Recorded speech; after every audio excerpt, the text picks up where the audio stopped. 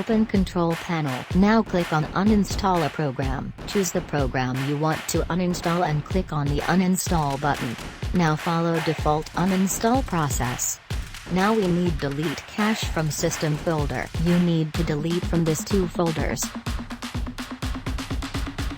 Now clear temp folder. Open Regedit and search your software name and delete your program.